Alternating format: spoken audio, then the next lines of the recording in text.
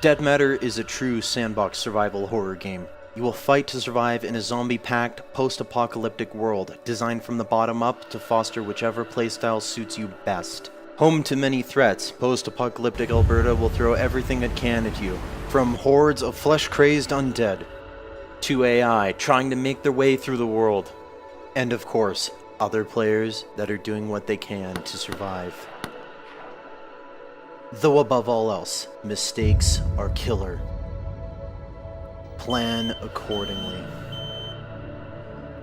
Our massive world is based on Alberta, Canada, and it is designed to deliver an immersive world that is packed full of landmarks begging to be explored. We've developed a huge variety of procedural generation tools with artist control in mind. These tools allow our very small team of artists to deliver a large, detailed, and immersive world.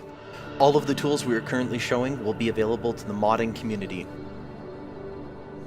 In addition to procedural generation tools that we created, we also created a metagame system that helps us keep our massive 400 kilometers squared world fresh and interesting. The metagame manages the loot economy, the electricity and water flowing through the map, trees that have been chopped down, potential sources of contamination for resources, as well as the weather, including a season cycle. AI and zombie movement are also tracked via the metagame and can trigger events, especially if there's a large group or horde present. These events can be interacted with and will result in potential rewards or penalties depending on your actions. Our largest design goal is replayability. Experienced players, especially those that enjoy the PvE and cooperative elements of our game, will find every session to be different from the last. This is important because we want to play our game too. There is also a variety of buildings that you can choose to reclaim in order to aid your long-term survival.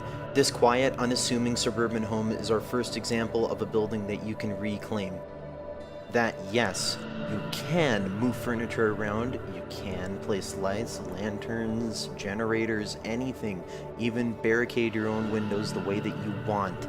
It is your house. Though, no matter where you decide to stay, you'll be responsible for getting the power back up, getting some water barrels, as well as maybe setting up some furniture. Another option to choose from is a loot-filled industrial warehouse. This is for players that like to customize their gear, as well as build things. If you're more of a fan of driving things, then the gas station and auto repair shop is more for you.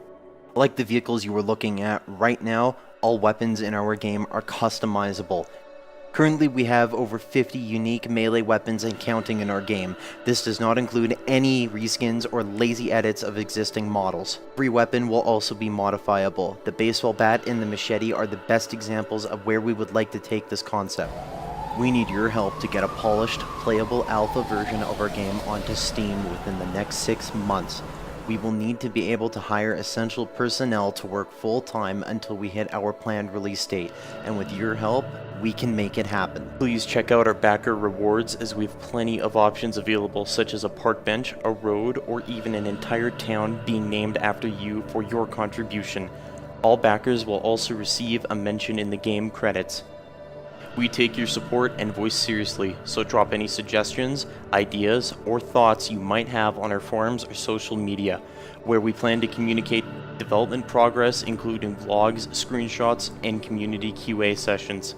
Help us help you answer the age-old question of what would I do in a zombie apocalypse?